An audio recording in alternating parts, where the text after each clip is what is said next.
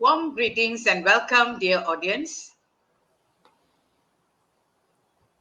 We are here again, another session on Professional Masterclass with Professor Dr. Aranya Lampu. Today we have part 2 of research module where we have under publishing in academic journals. Today we are doing part 2, lecture number 19. For this, I would welcome Ambassador Professor Dr. Rania Lampu to present her lecture. Welcome, Dr. Thank Rania. you. Thank you so much, Dr. Stera, for the kind invitation. I would like to extend my heartfelt congratulations to Elegant Empire Education for conducting every week so many sessions and being so active in the field of education and research, and for giving me, of course, the opportunity to conduct this research series, which are very useful, especially for beginners. The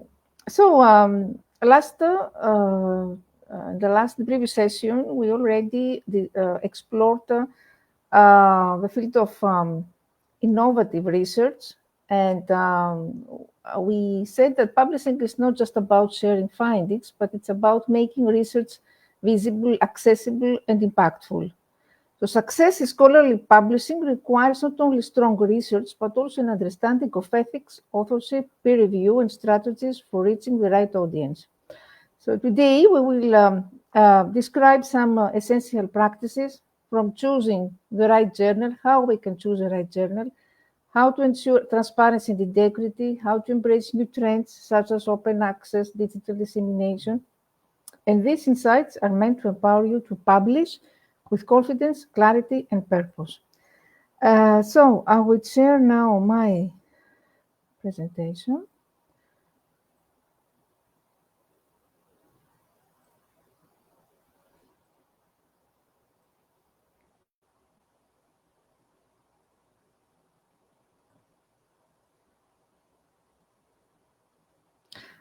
Dr. Esther, is it visible?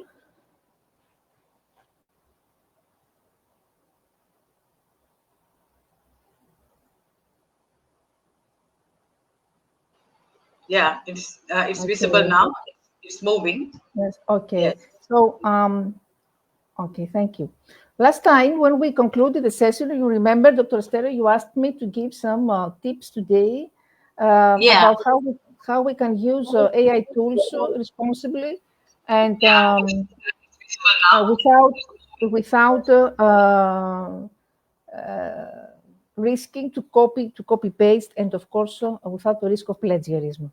So how to use these tools? First, we need to use AI tools as a brainstorming partner and not as a copy-paste machine. So this means let AI tools generate ideas, outlines, or examples.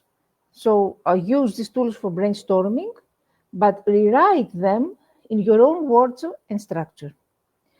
Then you compare outputs with original sources. If AI summarizes something, then you need to double check with the source to ensure that key points are accurate but not phrased identically. You use AI for drafts and then revise heavily. You need to treat AI's output as the first draft, then you edit, you reorganize, and you rephrase before submission. So some tips for effective paraphrasing is to change sentence structure. First, we need to understand, of course, first and then re-explain. This means read and fully grasp the original meaning before rewriting in your own words. Then change sentence structure. Here I give an example. AI tools can assist with paraphrasing but must be used responsibly. How we can paraphrase this? While AI can help reward content, it's important to apply it with caution and responsibility. This means how we can do this. We can paraphrase using synonyms wisely.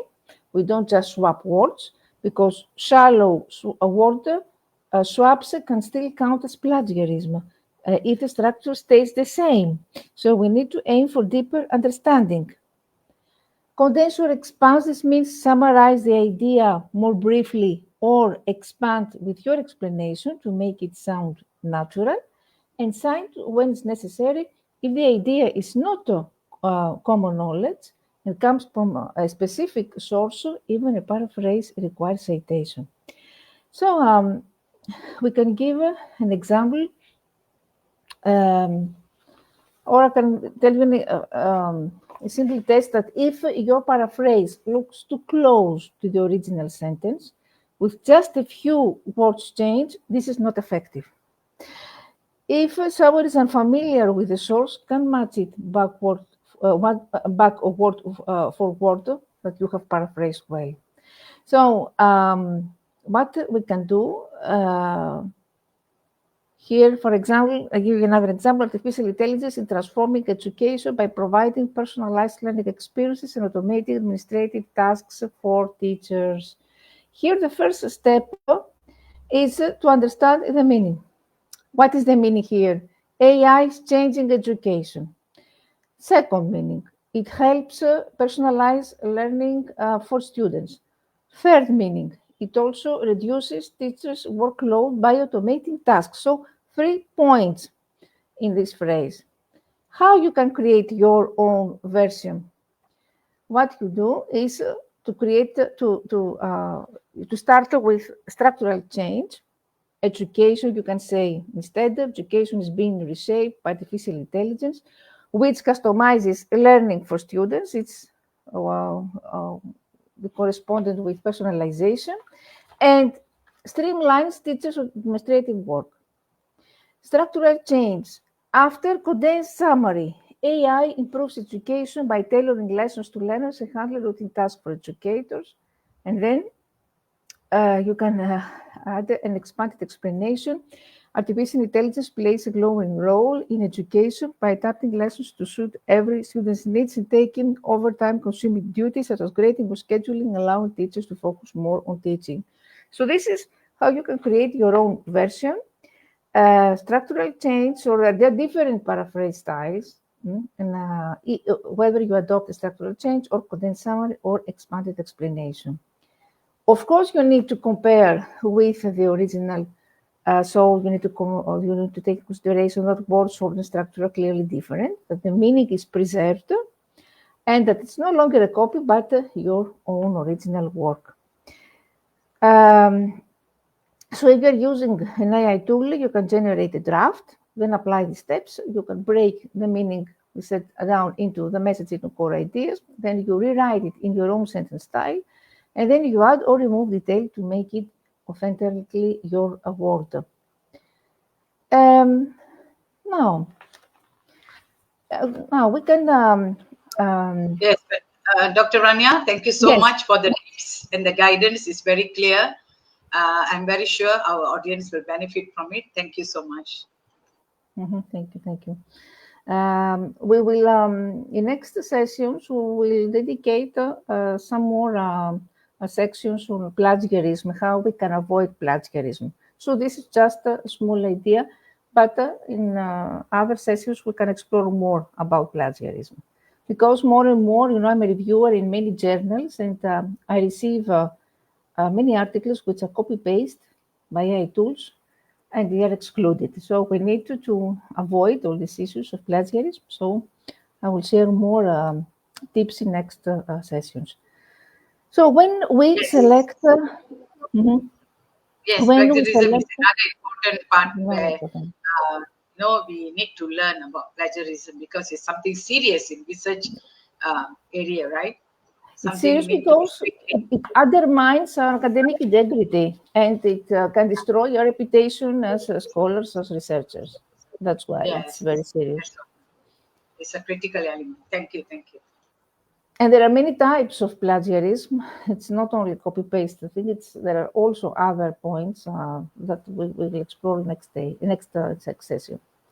That will be great. That will be great. Different type of plagiarism. Yes, thank you. So when we select a journal for submitting our research, several important factors should guide our decision to maximize the chances of acceptance and impact. So what are these factors? First, we ensure that the journal scope aligns closely with our research topic. We consider the target audience, specialists, interdisciplinary readers, practitioners. What is their audience? The scope and audience, the first. Second, we look at the journal's impact factor, the high index, or other metrics to assess influence. So we need to consider the prestige of this journal within our field, but balance this with fit and accessibility. The third one, peer review process. Check if the journal uses rigorous peer review. This is single blind, double blind, open. Understand the typical review timeline, in order to manage expectations. Open access versus subscription. Decide if you want your paper to be open access, so freely available, or behind a paywall.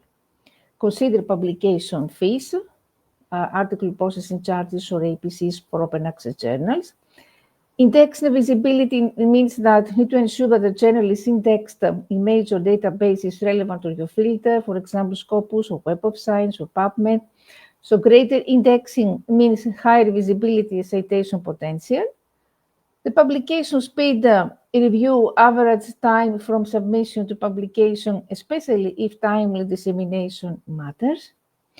Acceptance rate. Some journals have very low acceptance rates, so you need to evaluate your paper's fit accordingly. Journal ethics and policies. Check for clear ethical policies on plagiarism, conflicts of interest, and data transparency. Avoid journals with questionable practices. What is the journals? How we call these journals? Predatory journals. And sometimes submitting to a special issue aligned with your topic is something which increases relevance and impact. So thematic calls and special issues are always welcome. And format and language requirements, you need to verify the journal's formatting, word count limits, and language expectations. So a quick summary table shows this, that choosing the right journal strategically helps ensure that your research reaches the right audience efficiently and with credibility. We check the impact factor, the type of review, the access, if it is open or subscription, the indexing, if there is inclusion. What is indexing? There is inclusion major academic databases, the publication speed, the acceptance rate, the ethics and policies of the journal, and of course, the scope of the audience and the formatting compliance with general guidelines. Some tools, we have AI tools, Insightful, Scholarly, and last time also we explored some of these tools. Research Rabbit also very helpful. It's very popular. It helps us visualize also the Scholar network of papers and authorships in graphs. Scholarly reads and summarizes article reports and book chapters, help us to keep up with the latest research.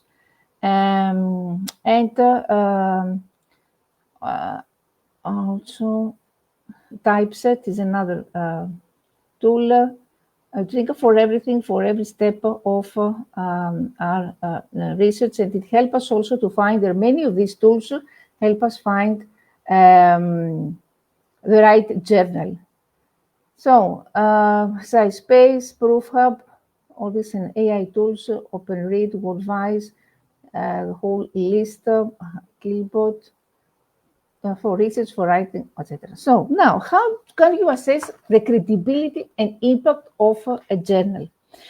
This is crucial for ensuring you publish in all cite reliable and influential sources. So what are the factors? The journal impact metrics. What is the impact factor? Impact factor measures average citations to articles published in the journal over the previous 2 years. It is available via Clarivate's journal citation reports. What is the high index of the journal? This reflects productivity and citation impact. The SciImago journal rank. This accounts for both number of citations and prestige of citing journals. In agent factor score, these measures overall influence considering where citations come from. So note always that metrics vary by discipline and should not be the only criterion. Second, the peer review process. Rigorous and transparent peer review always shows credibility. You need to search for journals that clearly describe the review procedures on the website, and be careful of journals with usually fast review times or journals that lack of clear peer review info. But I said before, predatory journals. Publisher reputation. Well-known academic publishers, Elsevier, Springer, Taylor, William Taylor Francis, Oxford University Press generally maintain quality. So the second step is to check if the journal is indexed in respected databases like PubMed, Web of Science, or Scopus, etc. And credible journals, remember, that have respected experts of their editorial boards. Review recent articles to see if recognized research is published there.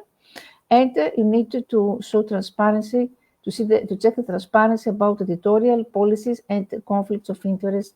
Need to check for these aspects also. Indexing, if these journals are indexed in major database, this is important because this indicates that the journal meets quality standards. If these journals are present in open access directories, this is a positive signal also. And the general scope, check if the journal's aim and scope match your research area, review recent publications to assess the quality and relevance of topics. Ratio of open access and fees. Transparent policies on article processing charges are important, and be cautious of journals that solicit papers aggressively or promise guarantee publication quickly. Then you can use tools and resources. So think, check, submit. This is a checklist to help evaluate journals. Keywords, predatory reports, we can identify what are the potential predatory journals. We can find all the predatory journals, so we can actually be careful on this, because we can take caution on this.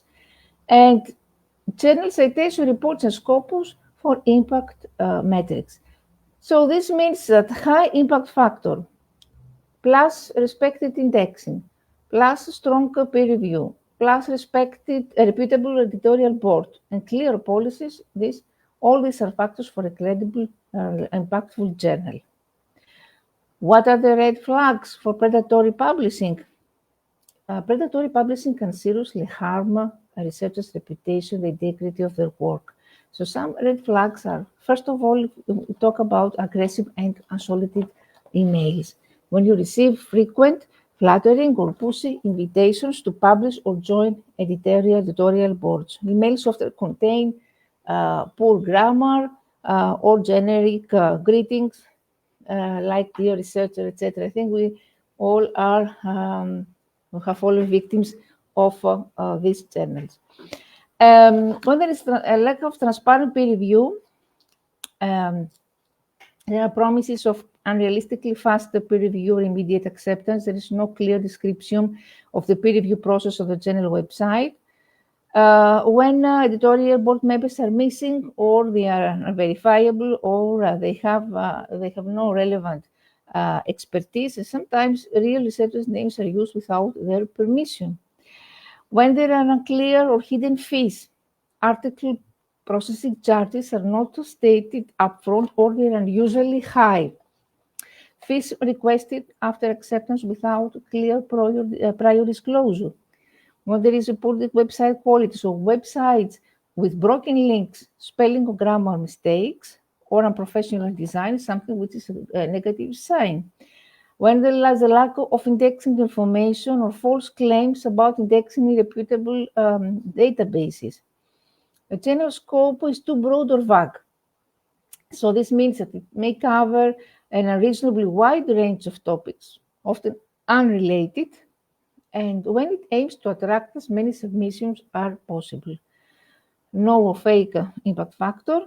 This means that these journals are not listed in recognized indexes. and like a general citation report, or there are claims of impact factors from no-recognized sources of fabricated metrics. Rapid publication promises guarantees of publication within days or a week, which is unrealistic for quality peer review. And poor non-existent archiving policies, there's no clear policy for digital preservation. No compliance with ethical standards, or when there is a lack of policies on plagiarism, conflicts of interest, and research ethics, so no clear retraction or correction policy. So how to protect yourself? You can check the journal on BS list alternatives, like CABE's blacklist. You can verify indexing status. I think it's the most easy way. The easier way is this, to check the Scopus of PubMed or Web of Science. Consult your colleagues in methods if you're not sure. Use resources like the Directory of Open Access Journals for legitimate open access journals, and look for transparent peer review publication policies. Now, how do you tailor your manuscript in order to fit a general scope and audience? Of course, you need to carefully read the journal's aim and scope statement. So this is usually found on a website. So identify the main themes, the topics, the types of research the journal prioritizes. Check recent published articles to see the typical subject matter and style. And after, you need to match the manuscript topic. So you ensure that your research topic fits within the journal's thematic boundaries. If it's needed, you can narrow or broaden your focus to align better with the journal's interest. Then you adapt the manuscript style and language, so you consider the audience expertise level, specialists, generalists, practitioners. They use a terminology, jargon, and complexity appropriate for their audience. We follow the journal's formatting, structure, and word count guidelines strictly. And very important, you need to emphasize how your research addresses questions or problems important to the journal's readership. So highlight relevance and contribution. Clearly state the significance and novelty of the findings in the context of the journal's field. The reference relevant literature. Cite key papers previously published in the journal to show awareness of its discourse. And align the discussion framing with the journal's academic community. Follow submission guidelines to check and adhere to specific instructions on manuscript format, figures, tables, and supplementary materials. By thoroughly aligning your manuscript content, style, and focus with the journal scope and audience, then you demonstrate that your work is a good fit, improving its chances of acceptance. What about the peer review? What should you expect during the peer review process? First, initial editorial screening. The journal editor checks if your manuscript fits the journal scope and basic quality standards.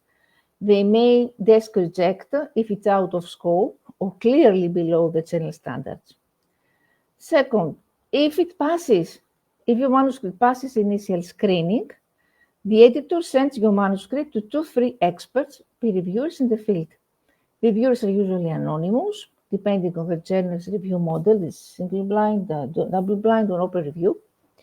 And reviewer evaluation, when reviewers critically assess your paper for originality, significance, methodology, data quality, validity of results and conclusions, clarity, organization, and adherence to journal guidelines. So the reviewers provide detailed comments and recommend one of the following. What they recommend usually, if the manuscript is accepted, which is rare on first submission, when there are minor revisions or major revisions, or if we reject the manuscript. Then the editorial decision, the editor considers reviewer feedback and decides to accept your paper or request revisions or reject the manuscript. So the decision is communicated to you along the reviewer's comments. And very important, the stage of revision is submission. If revisions are requested, then you need to revise your manuscript addressing the reviewer's points. So you need to submit a response letter explaining how you addressed each comment. And the revised paper may go back to reviewers or be evaluated by the editor directly. The final decision, after revisions, the editor makes a final decision, accept or reject. So sometimes multiple rounds of revision occur. So what is a typical timeline? The initial tutorial screening takes a few days to 1 week. The peer review usually 4 to 12 weeks, but it varies according to the journal. And revision or submission, of course, it depends on you. Usually takes weeks to months, and the final decision weeks after resubmission. So some tips for navigating peer review: you need to be open to criticism. Don't quarrel with them because reviewers only want to help you improve your work. You need to respond with respect and take into consideration thoroughly each comment. Always search for clear communication, open communication clear with the editor, and use reviews in order to strengthen your paper, even if the paper is rejected. So peer review is a critical quality control mechanism that helps improve research integrity and rigor. So expect a thorough and sometimes challenging, but ultimately very thoughtful process. So how do you respond constructively to reviewers' comments? You read carefully, calmly, take time to fully understand each comment, avoid reacting emotionally, even if the feedback feels harsh or unfair. Then consider the reviewer's perspective. They want to improve your paper. This is what you need to think, that they want to improve your paper and uphold quality.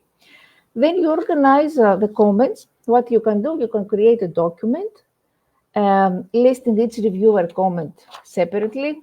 Then you number or label them clearly. Reviewer 1, comment 1, reviewer 2, comment 3, etc.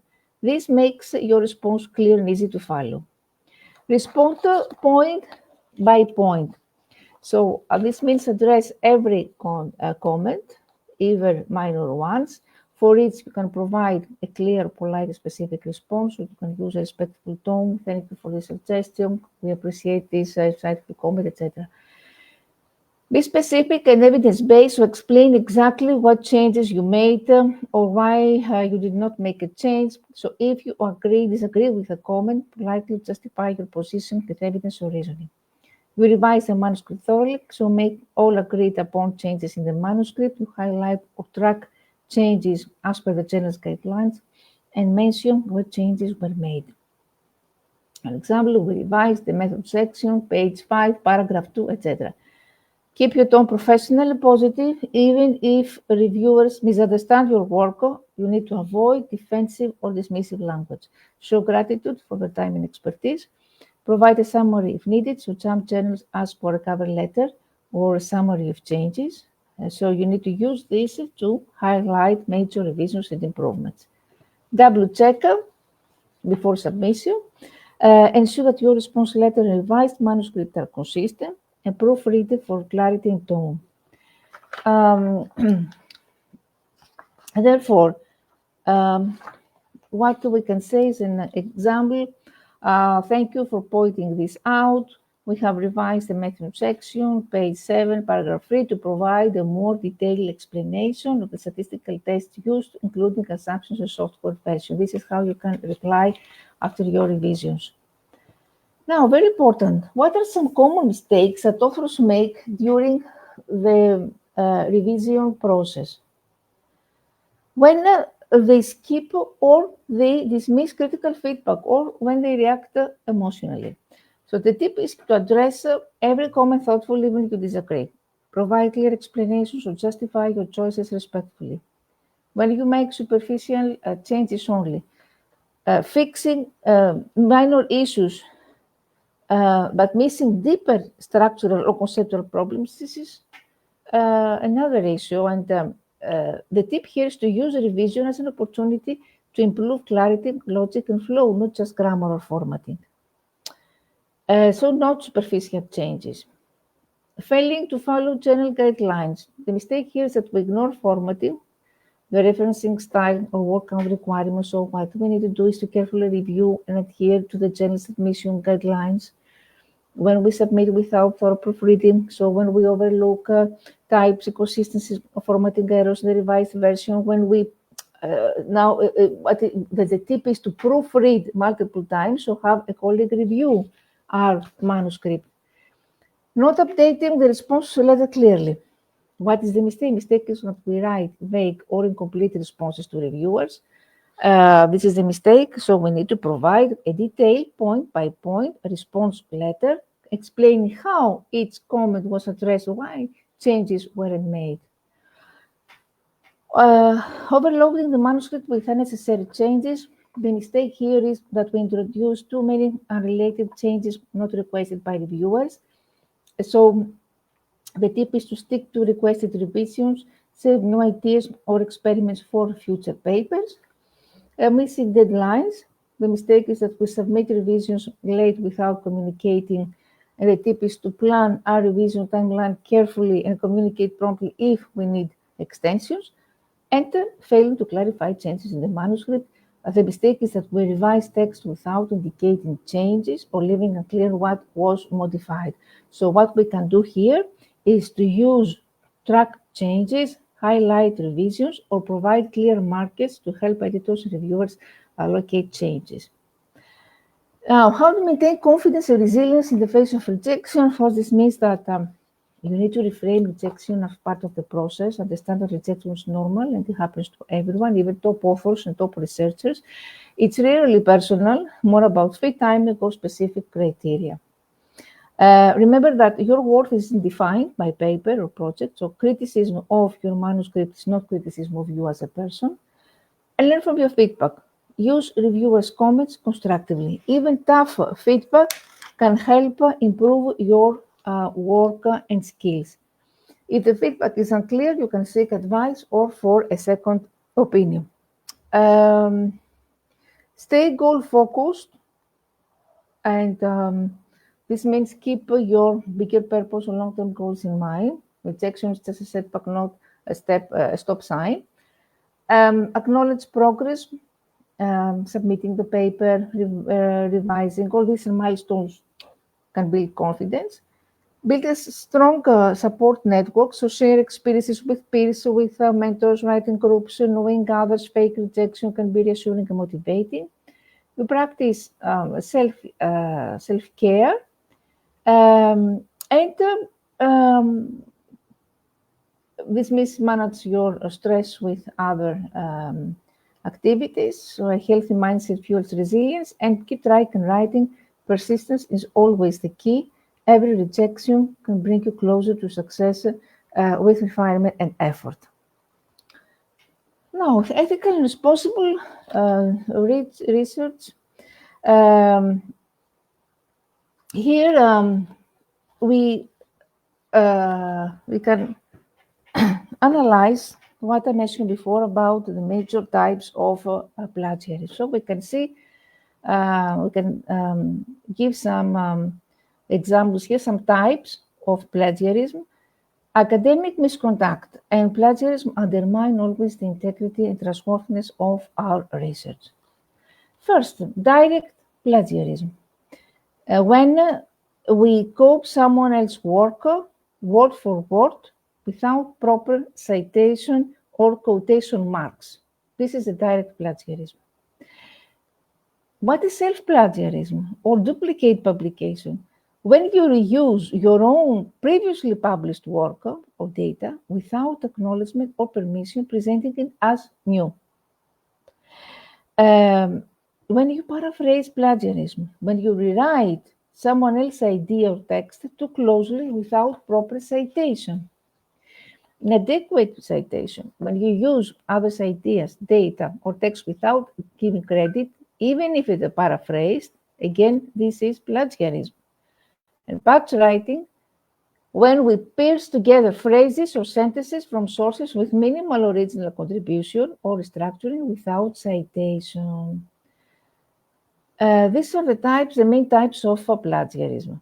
Now, what are the main types of academic misconduct apart from plagiarism? Data fabrication, when you make up data or results that were never actually obtained. When you manipulate or alter data to produce misleading results. The inappropriate authorship, when you list individuals as authors who did not contribute significantly. What is this? It's called gift authorship. When we mention individuals as authors who did not contribute significantly, which happens continuously, very often, this is called gift authorship. Or when we exclude the authors who contributed to our work, this is called ghost authorship. Duplicate submissions, when we submit the same manuscript to multiple journals at the same time without disclosure. The conflicts of interest not disclosed, so when we fail to disclose financial or personal interest that could bias the research or its interpretation, and the ethical violations when we ignore ethical standards such as obtaining informed consent, the animal welfare, or institutional approvals. So why it matters? Because plagiarism and misconduct can lead to retraction of papers, damage to reputation and career, loss of funding, and legal consequences. How to avoid plagiarism and misconduct? Always cite sources properly. Use detection software before submission. We have amazing tools now like Turnitin or Copyscape, AI tools for plagiarism, to detect plagiarism. You always need to maintain transparent, accurate records of data contributions and follow general and institutional ethical guidelines. So, in short, academic integrity means presenting your work honestly and giving credit where it's due, while adhering to ethical research standards. So, how we can improve this transparency and reproducibility in our research? When you describe your methods clearly and thoroughly, you include protocols, you include instruments, software, and settings so that others can replicate your work. So detailed documentation. When you share data collection procedures and any pre-processing steps explicitly. Second, open data and materials. Whenever it's possible, you can share raw data, code, materials that would be surveys in public repositories, GitHub, Zenodo. Ensure the data is well organized and anonymized if needed and accompanied by metadata explaining variables and formats. Use standardized protocols, so follow or adapt established protocols or reporting guidelines.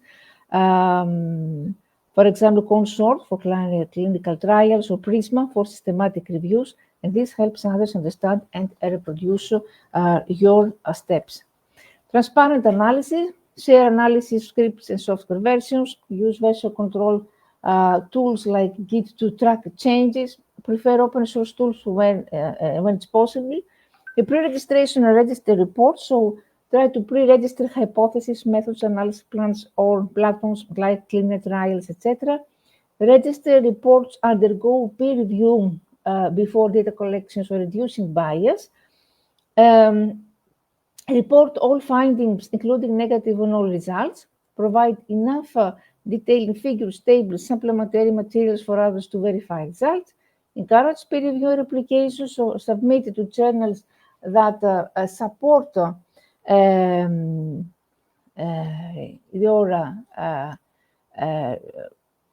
all these revisions that you can do. And the next step is to encourage peer review replication. Submit to journals that support open review or publish replication studies. So be open to sharing data and materials upon request. So ensure transparency. Ensure transparency doesn't violate participant confidentiality or data protection laws. Obtain appropriate consents for data sharing. So pre-registration, register reports, detailed reporting of results, report all findings, even if the findings are negative. Provide enough details with figures, with materials. Then you submit your journals to support the open review. And the ethical considerations that you need to obtain appropriate consents for data sharing. The best practices for managing authorship and contributor roles.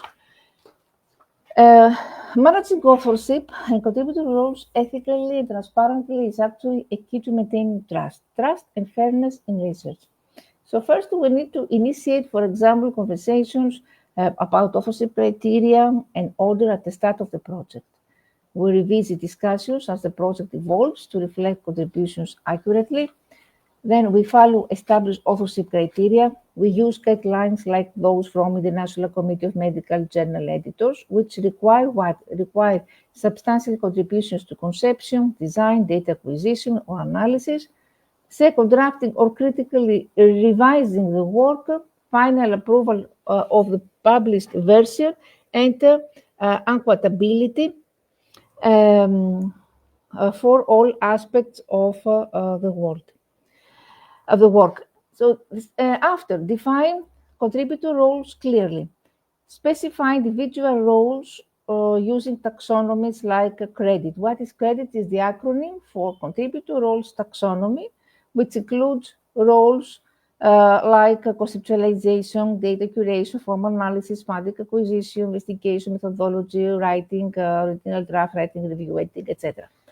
The document contributions, we can keep records of each contributor's involvement to avoid disputes, use contribution statements in manuscript to increase transparency, avoid what I mentioned before, gift, guest, or ghost authorship, gift in when we add someone without meaningful contribution, guest authorship when we include a prestigious name just to boost credibility without involvement, and ghost authorship when we omit someone who contributed significantly.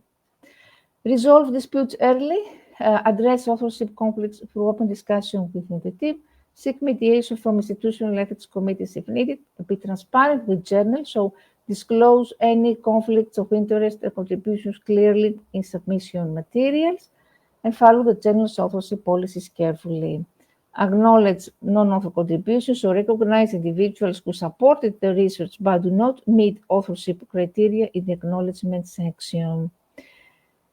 What about here? We can see what are the best practices for the early authorship discussion. We align expectations upfront. We avoid unethical authorship. I mentioned before. We try to manage conflicts constructively. Use contributor taxonomies or specify exact roles. The document contributions. Keep transparent records. Acknowledge others' contributions or credit non-authors appropriately. And disclose roles and conflicts. How can data sharing be done ethically and effectively? The ethical data sharing includes obtain informed consent, protect privacy, follow legal guidelines, obtain approval from an institutional review board or ethics committee for the data sharing plan, and always use reputable repositories. This means share datasets through trusted platforms, Dryad, Figshare, Zenodo, Open Science Framework. Some journals offer or require repository submission. Then you document your data. So provide clear metadata, codebooks, and the data dictionary explaining variables, formats, and methods used, or use standardized formats for accessibility. You use licenses to define users, so apply open data licenses that could be Creative Commons or anything else, just to clarify how others can use your data. If data use may be restricted, there you can clearly outline conditions for access. Cite data properly, assign, very important, this is very important, digital object identifier, DOI, direct digital object identifier to your dataset. Cite datasets in your publications references to promote transparency and recognition. Be clear about limitations, explain when the data can and cannot be used to avoid misuse or misinterpretation, and how to maximize the impact and visibility of your research work, how you can increase the citation or readership in your work. You need to publish, of course, in the right journal, so choose a journal that has strong visibility in indexing, Scopus, Web of Science, matches your target audience, has a reasonable impact factor or solid reputation in your field. You can consider open access journals if they are reputable. These often receive more reads and citations due to broader access. Then you need to write a clear, searchable title and abstract, so you use keywords that your target readers would search for. Make the title informative, not overly technical or vague, And the abstract should clearly state the problem, methods, key findings, and the significance. Use keywords strategically. Choose terms that are frequently searched in your field, include them in the title, abstract, and throughout the paper for better search engine visibility, and share on academic social platforms. Upload your paper to institutional repositories, Google Scholar, ResearchGate, Academia, or ORCID. Share links on LinkedIn, on X, on Twitter, or in relevant online communities. Create a short, engaging summary or infographic to share on social media, etc. And present, of course, in conferences and webinars. Collaborate with researchers from other institutions or countries, can expand the reach of your work, so the network. Deposit a preprint. You can upload your manuscript to a preprint server, SSRN, for example, before peer-reviewed publication. This makes your work accessible sooner and can attract early citations. Use Altmetrics tools like Altmetric or PlumX, tracks mentions in news, blogs, and social media, increasing visibility, and monitor, promote these metrics to draw attention to your work. Maintain a consistent online researcher identity. This means create and maintain profiles of Google Scholar, Scopus Author ID, keep your publications updated and linked across platforms, and follow up with engaged readers. What platforms and networks will promote? Academic social networks, ResearchGate, Academia, Edu, Mendeley, professional social media platforms, institutional personal websites, Google Scholar profiles, or upload the publications to your university profile or lab website, open access repositories, and media outreach channels, so be blogs or press releases, science communicators, indexing discovery services, Scopus, ORCID, Web of Science, PubMed for medical research. So some tips for effective promotion: that you need to use visual abstracts, infographics, or short videos to summarize your work. Craft a compelling summary that highlights novelty, relevance, engage with your target audience, and monitor Altmetrics to see how your research is being shared and discussed. Academic blogging, social media enhance your research visibility because it expands your audience, increases your research impact, helps build a researcher profile, and network showcases ongoing work. And tips for effective use: you need to be concise and engaging, use visuals, post consistently, use hashtags and tags, engage, respond to comments, share others' work, etc. And the role of open access in improving research work is that open access plays a significant role by increasing the visibility, the accessibility, usability. So open access articles are freely available online without subscription barriers, so increased visibility, higher citation rates, of course. Now, numerous studies have shown that open access publications often receive more citations than paywalled articles. Of course, this is due to easier access, leading to more downloads and reads, and faster dissemination of findings across disciplines. Faster knowledge transfer, compliance with funded institutional requirements. Many funding agencies and universities now mandate open access publishing, and this helps ensure publicly funded research is publicly accessible, broader accountability and transparency in science. More enhanced social and practical impact. Open access allows non-academic stakeholders such as NGOs, educators, business and health professionals to apply research findings in real-world contexts, boosting social relevance and innovation, and supports equity knowledge sharing. Open access enables equal access to knowledge regardless of geographic economic limitations. And finally, finding collaboration and sustainability. You need to write a compelling research proposal for funding, which requires clarity, persuasion, and alignment with the funder's goal. First, you need to include all the core components of the research funding proposal: title, abstract, introduction, methodology, timeline, the references, etc., the budget. So this should include the introduction, the methodology, the timeline, the references, some strategies that could help build successful academic collaborations, identify the right collaborations, start with small projects, define roles, expectations early, and define, communicate clearly and regularly, use collaborative tools, build trust, seek funding together, and publish, present together. I mentioned about collaborative tools.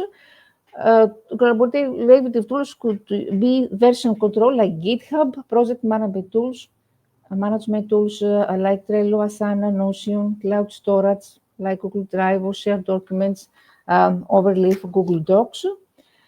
And reflect and evaluate after a project, discuss what worked, what didn't work, use feedback to improve future collaborations, or decide whether to continue working together. How you can manage multiple research projects effectively, you need to prioritize a project. You can use a project tracker, time blocks to avoid context switching, delegate effectively, organize documentation, communicate clearly, protect your time and energy.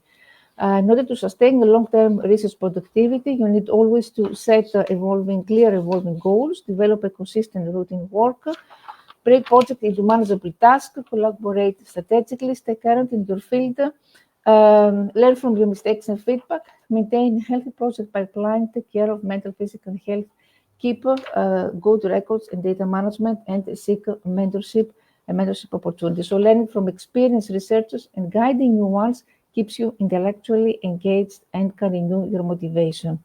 Always organize your research materials, data, and references of future work builds efficiently on past efforts.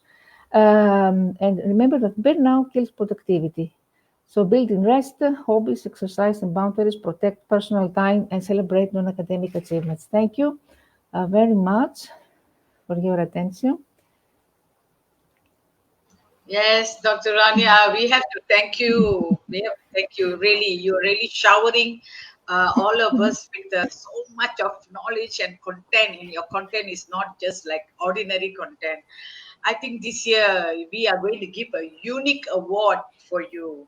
We never thought of it, but it just came to my mind that I think you deserve the best award as a marathon presenter, marathon presenter for this. And I'm very sure so far I cannot think of anybody who can be so generous like you in presenting, so committed. I admire this quality in you. That's why you are with me. You and Dr. Anju Yes. with me. Really, I really admire your skills. I know you have a very busy day, not only busy day at work, you're also busy on online platform. Everybody invite you. Still, you're committed with us, which I think I'm determined, to be like you. I'm determined to be like you. You are a good role model for everyone. Let it be lecturers, let it be professionals, let it be students. This kind of good attitude we need to acknowledge. So I think no amount of words can really is enough to thank you. And definitely I just wish that I could award you with the trophy in person. Hope God will grant this desire of mine. Anyway, I'm looking forward very much to meet up with you, in our aerospace program as a country ambassador for Greece.